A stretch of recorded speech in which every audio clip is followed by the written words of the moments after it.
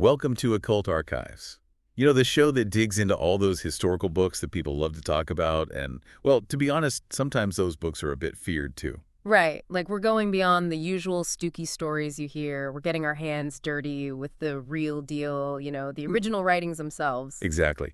So we're talking everything from those old grimoires that promise all kinds of secrets and power, Oh, yeah, those are always a fun ride. to, like, ancient religious texts, the kind that hint at knowledge that was considered just way too dangerous for most folks to even handle. The forbidden stuff, right. Yeah, we're pulling back the curtain on all of it. And today, buckle up because we're diving deep into a request we got for a book that's really made its mark.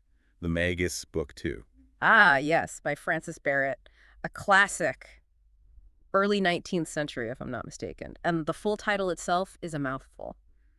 Containing magnetism and Kabbalistical magic. Discovering the secret mysteries of celestial magic. I mean, talk about setting the bar high, right? It's Yeah. like a preview of all the good stuff inside. Definitely not your typical bedtime story. No kidding. So we had a listener who was really keen on understanding how Barrett approached these big, sometimes even like mystical concepts. Magnetism, Kabbalah, ceremonial magic. At first glance, they might seem like separate things. Totally. And that's exactly what makes Barrett's perspective so intriguing. He was convinced that these three areas were all interwoven, all connected in ways we might not expect. And to make things even better for us, our listener actually included some excerpts from Barrett's original text. Talk about a gift.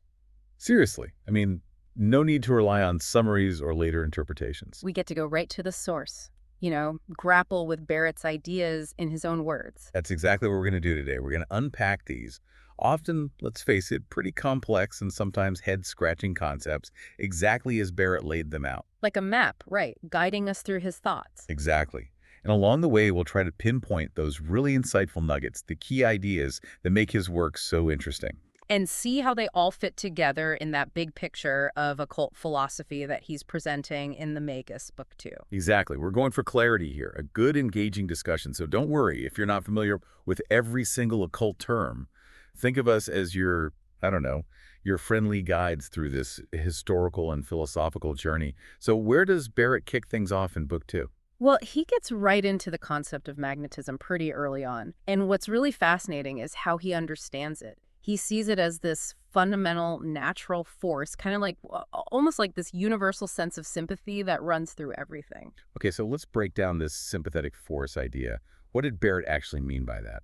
It goes way beyond just your typical magnets attracting metal. He's weaving in the power of imagination Oh, interesting. and what he calls natural spirits. So he throws out this term, mummial attraction. Okay, that sounds a little spooky, I gotta say. Right. It suggests that there's this pull, this link that stays even after something has died, decayed. And then he brings in astral spirits, too, which hints at a connection between, the stars, the heavens, and these earthly magnetic forces. So it's like a much broader, more cosmic principle than we might usually think of. Exactly. Okay, this mummial attraction idea. Can you give us an example of how Barrett actually used it? Like, how did he explain it? Sure. He uses this really vivid analogy about eagles and, dead animals, carcasses. So he argues that it's not just the smell of decay that attracts the eagle. You're saying there's something more to it. He thinks so. He talks about a mummial spirit that's emanating from the carcass. And get this. He suggests that the eagle is actually taking in the spirit, almost like renewing its youth, which is, it's a pretty poetic image, right? It is. I never thought about it that way. Yeah. And he compares this with, say, dogs or crows that scavenge. He's implying there's something unique, almost like magnetically special happening with the eagle. So it's all about finding these unseen connections in nature, even in things like decay and death. So it's not just about finding food. It's like this deeper, almost spiritual connection, right? Yeah. Okay, now, he also talks about the vital spirit in blood. Mm. Where does that fit into this whole magnetism picture? This is where things get really interesting. He sees this vital spirit in blood as a guiding force. He uses the example of sleepwalkers who can do all sorts of things while sleepwalking, right? And he suggests that they're navigating and acting purely through this spirit, this outward physical being. And then he brings in some pretty amazing stories to back this up. Oh yeah, the stories. I was looking at my notes. You mentioned St. Ambrose being present at St. Martin's funeral, Huh. but not physically. Right. They were miles apart. But Barrett presents this as proof of how powerful this visible spirit can be, especially during these like ecstatic states. And he distinguishes this from the soul's, more inward intellectual visions. This is about a localized spiritual presence tied to the physical body. So it's like a projection of sorts. In a way, yeah. But the point is, he believed this vital spirit could actually extend beyond the body under certain conditions. And then there's the South Wales murder case. He claims he witnessed it firsthand, right? Yeah, this one's pretty intense. He talks about how when the suspected murderer put his hand on the victim's wounds, Oh, wow. fresh blood started flowing. And Barrett sees this as the blood's inherent spirit recognizing its attacker, like responding directly. It's definitely a powerful image. It's like the blood itself was crying out, right? Right. And it's meant to really highlight this potent, almost magnetic connection within living beings, even after death. It's Barrett's way of showing that there's evidence for these forces, even if we can't always see them. So it's not just theory for him. He's trying to find real-world examples. Exactly. He also touches on magnetism in inanimate objects, and even in the power of witches. Oh, right.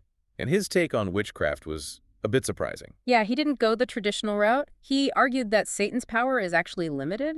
It's more like the witch herself has this natural power, an inner force that she uses. So it's not the devil making her do it. It's more like she's tapping into something within herself. That's how he saw it. And he implies this power has a magnetic quality, letting her influence things from a distance. So even in what we might consider supernatural, he's still looking for those natural magnetic principles. So it's like finding the natural roots of magic, even the darker aspects of it. This leads us to sympathetic medicines and the magnetic unguent. Now, this stuff sounds straight out of folklore. Totally. But it's rooted in that same idea of sympathy, those hidden connections in nature. Barrett talks about the controversy around sympathetic powder back in the 17th century. You mean that idea of healing wounds from a distance? By treating the weapon? Exactly, like applying a powder to the weapon that caused the injury, or to a cloth soaked in the blood. It sounds wild, but Barrett clearly believed in it. What was his reasoning there? He was convinced that God, in his goodness, put these hidden powers, these virtues, into everything in nature. Like baked right in. Yeah, but he says that people who only rely on intellect, on logic, they miss this. For him, understanding these mysteries required going deeper into Kabbalah, fire, and magic. It's like a different kind of science, a more esoteric way of looking at nature. Okay, so it's about looking beyond the surface level, right? Totally. And he gives all sorts of examples of what he considered magnetic effects, wearing a lodestone for cramps, Paracelsus transferring illnesses to animals using magnets. I mean, the list goes on. Some of those are really out there. Yeah. Like drying a weaning mother's milk on hot coals. Or the red-hot poker and excrement to keep unwanted visitors away. Right. Those sound more like old wives' tales than science, honestly. You're not wrong. But Barrett was drawing from all sorts of sources, trying to find this one principal magnetism that could explain it all. He even included an experiment with lead, amber, and vitriol, and the idea of transferring power through a shadow using, get this, Caroline thistle and human mummy. Okay, now that's getting a bit creepy. Yeah, it's definitely intense. But it shows just how deeply he believed in these unseen forces, these connections running through the natural world. So not for the faint of heart. Now let's talk about that armory unguent, that weapon salve. The key ingredient was moss from a dead man's skull, if I remember correctly. You got it. Not exactly a pleasant image. But Barrett, following Van Helmont, called this moss excrescences or superfluities of the stars. Okay, that's quite a description. Right. It shows how much alchemy and astrology were influencing him. He thought that because this moss, it receives its seed from the heavens and it feeds on the mummial marrow of the skull. Which he saw as a microcosm. Exactly. It's like this moss becomes this potent link between the celestial and the earthly. Okay, so it's like a bridge between those realms, imbued with special power because of its connection to the human microcosm. So how is this unguent supposed to work on a wound from a distance? What was the logic? He breaks it down like this. The human being is split into the external and the internal. Each has its own will and imagination. So there's a physical and the, let's say, the mental or spiritual side. Right. And he says there's this power within the blood, this ecstatical or transporting power that can be stirred up by intense desire, strong imagination. And when that happens, it can reach out, connect with distant objects. So when you treat the weapon, which still carries traces of the wounded person's blood, it activates this power in the blood, which then, through sympathy, influences the injured person. It's like a form of telepathic healing, powered by imagination and intention. You could say that. And this brings us to his discussion of the magical virtue of the soul. How does that tie in with his thoughts on magnetism? For Barrett, the vital spirit we talked about, that outward expression of a person, it's basically the office of the soul, if that makes sense. Okay, so the soul's working through this vital spirit. Exactly. And he says humans have this inherent magical power that's been like dormant ever since the whole knowledge of the apple thing. Ah, the Garden of Eden story. Right. But during sleep, he says, when our senses are quiet, this power can come out, sometimes leading to prophetic dreams. And he also talks about how the microcosm, the human being, can imprint its desires on things, like a pregnant woman influencing her unborn child. So our inner world, our thoughts and desires, are actually shaping the physical world around us. That was his belief. He argued that all essences of all things are inside us, just waiting to be brought out by the imagination. He even says that the imagination has a kind of appetite for the spirit of other things, driving attraction, repulsion, and so on. So magnetism is like this natural inborn magical power we all have. It's like we're all radiating this magnetic force influenced by what's going on inside us. Exactly. And that brings us back to the magnetic unguent. He says it works because of that concordant harmony of the blood throughout the body. So the blood is like this network connecting everything. Right, so blood from one wound can be used on the weapon to influence all the other wounds. And he clarifies that the unguent isn't sucking out the bad stuff. It's more like it's changing the spirit of the blood, making it medicinal. So it's like a subtle, energetic shift. Yeah, and he really emphasizes that humans have this power to act beyond their physical limits, to imprint their will through their imagination. It's a very holistic view, connecting the physical, the mental, and the spiritual through this core idea of magnetism. Now, he also talks about the mediums through which this magical soul can work. And he has this, well, kind of unsettling example involving iron and witches. Yeah, this one's a bit dark. He describes how, according to beliefs at the time, you could stick an iron object, like a nail or a sword, into a horse's heart. Oh, wow, that's harsh. Yeah, the idea was to bind a witch's spirit to the horse's mummial spirit. So when they burned the horse, the witch would suffer. And Barrett's point is that the magical soul needs a medium to act on the physical world, and in this case, it's the iron. It's a pretty grim illustration of how people viewed magic and witchcraft back then. It definitely reflects the fears and beliefs of that time. For sure. Now, he also brings in a quote from the Bible about blood, spirit, and water. What was that about? He's referencing the first epistle of John, where it talks about those three being one. And for him, this backs up the idea that blood itself has a spiritual nature, adding to his earlier points about its vital magnetic qualities. And he ends this whole discussion on magnetism with a word of caution. What kind of caution? He says that anyone who's pursuing this kind of knowledge, they need to meditate constantly and to ask for guidance from God, the first cause. He's worried about people being misled by, bad spirits' illusions. So for him, true understanding of these forces has to come from a good, pure place. So it's not just about the techniques, but also about the intentions behind them, right? Absolutely. Now, the second big part of Book 2 shifts gears to the Kabbalah, or the secret mysteries of ceremonial magic. It's like a whole new chapter, but maybe still connected to that magnetism stuff we just talked about. Exactly. And Barrett basically says that the Kabbalah reveals the secret mysteries of ceremonial magic. He defines it as the art of understanding and working with, first of all, the divine names, and then the whole hierarchy and government of angels and other spirits. Okay, so we're getting into the angelic realm now. Full on. He even mentions holy seals, pentacles, those tables of the Kabbalah, all those tools that are so essential in this system. So the Kabbalah is like the framework for understanding and interacting with the spiritual world, but in a structured way. Okay, so it's not just random mystical stuff. There's a system to it. Right. And almost immediately, he emphasizes the importance of secrecy in magical experiments. He's really serious about this. Why so much emphasis on keeping things quiet? He believes that these magical experiments, they thrive on secrecy. If you go around blabbing about them, you actually weaken them, even destroy them. So it's not just about protecting the knowledge from the wrong hands, but also about maintaining its potency. Exactly. And he's particularly wary of sharing these secrets with people he considers unworthy, the gossipy types, skeptics, the easily influenced. He thinks they'll just mess things up. So discretion is key for any magician who wants to actually achieve results. So it's like the less said, the better when it comes to this kind of magic. Pretty much. Okay, so then he talks about what it takes to be a true magician. What kind of qualities are we talking about here? It's all about inner purification. He's very clear. You have to leave behind all those worldly desires, the material stuff that weighs you down. So it's like a spiritual discipline, almost like a monk. In a way, yeah. He says you have to ascend to a pure intellect, one that's connected to those celestial powers. Without that, he believes you'll never be able to tap into these deeper secrets or to bring about any real magical effects. So it's not just about technique, it's about who you are on the inside. Exactly. And he really stresses the power of understanding and belief. He talks about practices like prayer, consecration, invocation.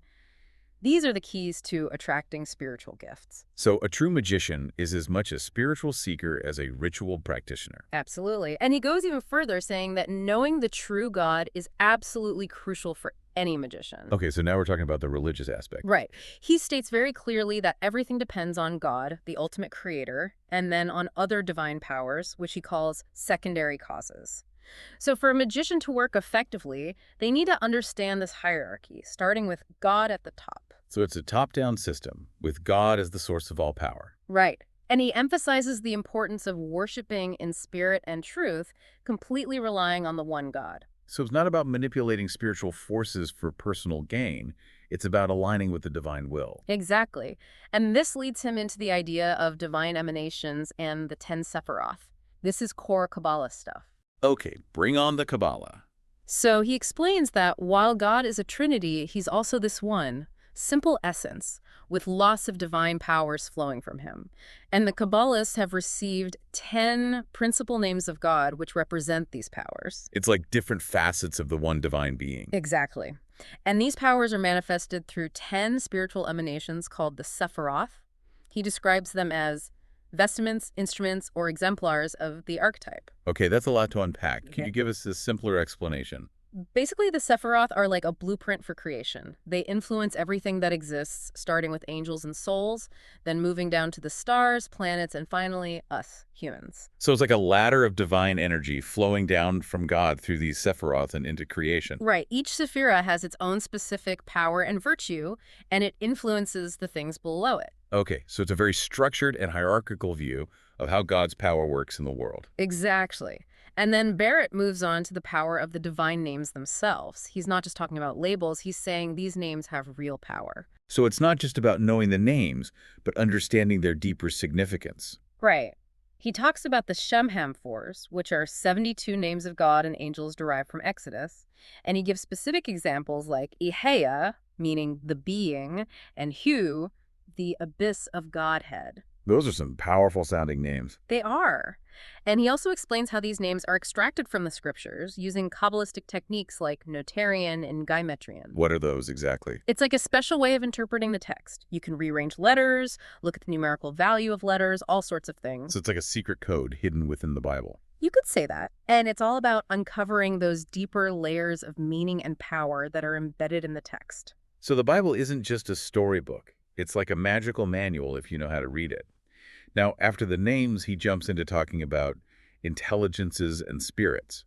This is where the spiritual world starts to get pretty crowded. Yeah, it's a whole universe of beings up there. He starts by making a distinction between angels, demons, and then this third category of spirits. Okay, so we've got the good guys, the bad guys, and then who are these other ones? These are the spirits that dwell in the elements, the planets, the stars. He gives them all these fancy names like Heliconides and Meonides, which are sometimes also called, superiors, or even demigods and goddesses.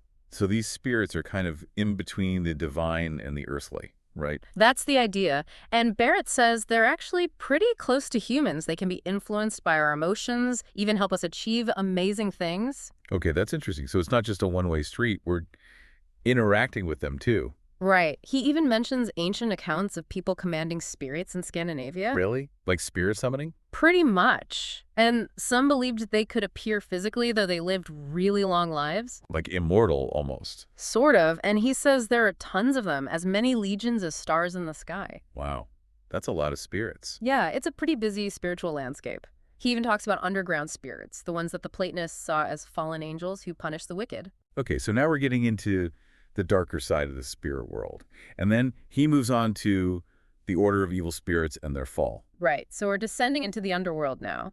He lays out this hierarchy of evil spirits, 9 levels, mirroring the 9 levels of angels. So it's like a mirror image, good versus evil. Exactly. He starts with the false gods, led by Beelzebub, then the spirits of lies, with Pytho as their prince, and so on, all the way down to the aerial powers. These are some familiar names from demonology. It's a pretty classic view of evil spirits, right? Yeah, pretty traditional stuff. And then he goes on to talk about how we're protected from these evil spirits. Like a spiritual defense system. That's the idea. He's convinced that God has assigned good spirits to guard us, to fight off those bad influences. There's like a cosmic battle going on with us caught in the middle. In a way, yeah. He gives the example of the angel Raphael binding the demon Asmodeus, and even quotes Hesiod, who talked about Jupiter's guardian spirits. It's comforting to think we have some backup in this spiritual war. Definitely. And Barrett doesn't stop there. He also says that every single person has a good spirit and an evil spirit battling for influence over them. So it's not just an external battle, it's an internal one too. Right. It's like a constant tug of war inside us.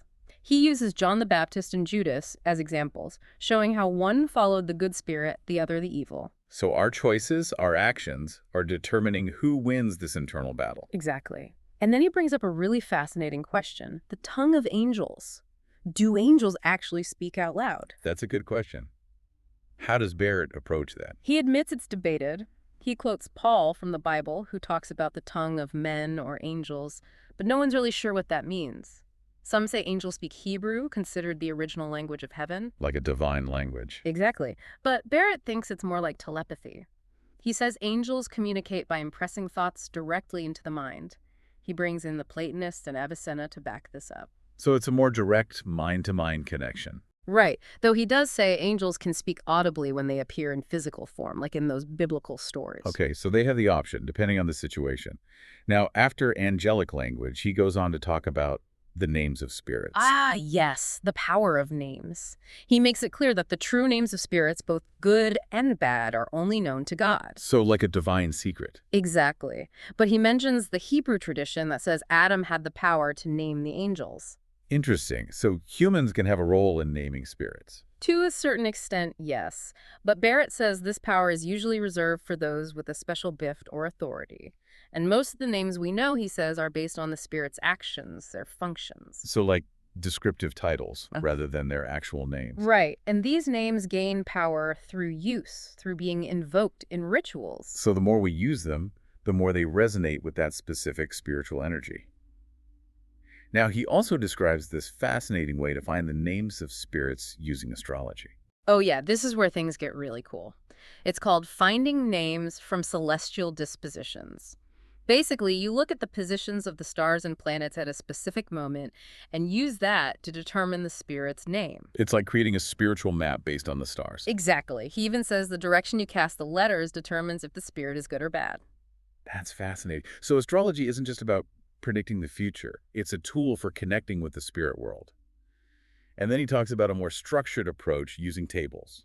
Yeah, the calculatory art of spirit names. You start with a sacred name, enter these tables, and based on the stars and signs, you find the corresponding spirit names. So it's like a more mathematical approach to finding the right name. Right. And he mentions how these names are built upon the primary names of God, sometimes with additions like El or Jah, to distinguish good spirits from bad ones. So there's a whole system for constructing these names, a kind of spiritual grammar, if you will. After names, he moves on to the characters and seals of spirits. What are those exactly? Think of them as visual representations of the spirit's essence, their power. They're often written in these special letters, sometimes called hieroglyphical or sacred letters. So they're not just random symbols, they have a deeper meaning. Exactly. Barrett quotes Porphyry, who said that these symbols are like a veil, concealing the divine from the uninitiated. And he gives examples of shapes like circles and pyramids that have symbolic meanings. So it's a way of protecting these powerful secrets and ensuring they're only accessed by those who are ready. Right. Now, the next big topic is how to actually work with spirits, how to bind them, as Barrett puts it. Okay, this is where the magic really starts to happen. Yeah. So how do you make a spirit obey your commands? Barrett describes 3 types of bonds: elemental, celestial, and intellectual or divine. Will we break those down for us? Elemental bonds use things from the natural world, like specific herbs, incense, even animals that the spirit is attracted to or repelled by. So like playing on the spirit's likes and dislikes. Exactly. And it's often combined with prayers and invocations to add that extra spiritual oomph. Okay, so it's a blend of natural and spiritual elements. What about celestial bonds? Those are all about invoking the heavens, the stars, the movements of celestial bodies. It's like appealing to the spirit's higher nature, reminding them of their place in the cosmic order. So it's a more subtle form of influence, right? You could say that. And then there's the third type, the intellectual or divine bonds. These are the big guns. They involve invoking God's names, sacred sacraments, miracles, those kinds of things. So tapping into the highest levels of power. Exactly. It's about commanding by divine authority. And Barrett says you should start with these superior bonds and only move down to the lower ones if needed. Makes sense. Start with the strongest tools first. Now, he also mentions using these bonds for other things, like controlling the weather or curing diseases. Right. He says you can influence all sorts of things through adjuration, deprecation, or benediction. So it's not just about spirits. It's about harnessing spiritual forces to influence the physical world. Exactly. And then we get into the really mysterious realm of necromancy, calling forth the souls of the dead. Okay, this is where things get a little spooky, even for us. Yeah, Barrett gets into some pretty interesting details here. He says that souls, after death, still have a connection to their bodies. Especially those who died violently or weren't buried properly, right? Right. He says they're kind of stuck, and they can be drawn back by using things that resonate with their memories or their, I don't know, their spiritual vibration. So like using specific scents or sounds to attract them. Exactly. He even talks about using intoxicating liquors, which is an interesting choice. Yeah, I'm not sure I'd want to try that. He then distinguishes between two types of necromancy, raising the actual physical body, which requires blood, and then raising just the shadow or apparition of the dead. So one is more physical, the other is more spectral. Right. And he says that dead bodies still hold a certain spiritual power that can attract evil spirits, and necromancers can use this to cause harm. Okay, so now we're getting into the darker side of necromancy. Yeah, it's not all friendly ghost stories, but Barrett makes it very clear that bringing a soul back to life, truly restoring it, that's beyond human ability. He says that's God's domain. So even in necromancy, there are limits, divine boundaries that can't be crossed. Exactly. Now, the last topic in this section is prophetic dreams. Barrett distinguishes these from regular dreams. So what makes a dream prophetic in his view? He says they come from a perfect harmony of the imagination and the intellect, or through direct divine inspiration. It's like the soul receiving true oracles, revealing hidden knowledge or future events. So they're like messages from a higher source. Right. And unlike regular dreams, they don't need interpretation. They're clear and direct. But he emphasizes that not everyone can receive these dreams. What does it take to have a prophetic dream? He says you need a pure, undisturbed mind, one that's ruled by the intellect, not by emotions or desires. So it's about cultivating inner clarity, almost like a meditative state. Exactly. And he gives all sorts of tips. Keep a healthy body, a peaceful mind, avoid negative emotions, be chaste from sleep. So it's a whole lifestyle, not just a one-time thing. Right. And he says that when the soul is pure, it becomes like a clear mirror, reflecting the divine light. So prophetic dreams are like glimpses into that divine light, glimpses into the truth. Exactly. Now, the last part of Book 2 is titled The Perfection and Key of the Kabbalah, or Ceremonial Magic. This is where all the theory we've been discussing gets put into practice, right? Exactly. Barrett says this section provides the complete instructions for actually doing ceremonial magic. It's where you take all that knowledge and put it to the test. So it's the how-to guide for all the things we've been talking about. Right. And he calls it the key because it unlocks the powers of spirits and teaches you how to communicate with them effectively. So it's like the missing piece of the puzzle, the practical application of all that theory. Exactly. He even gives tips for figuring out the rank of a spirit based on how it appears. Human forms are usually higher than beasts, and those who appear riding are more powerful than those who walk. So there's a whole visual language to interpret, even in the spirit world. Right. And he revisits those three types of bonds, natural, religious, and divine, explaining how to use them to bind and command spirits. So it's like a reminder of the tools we have at our disposal. Exactly. He then goes into a lot of detail about consecration, which is a really important part of ceremonial magic. Post.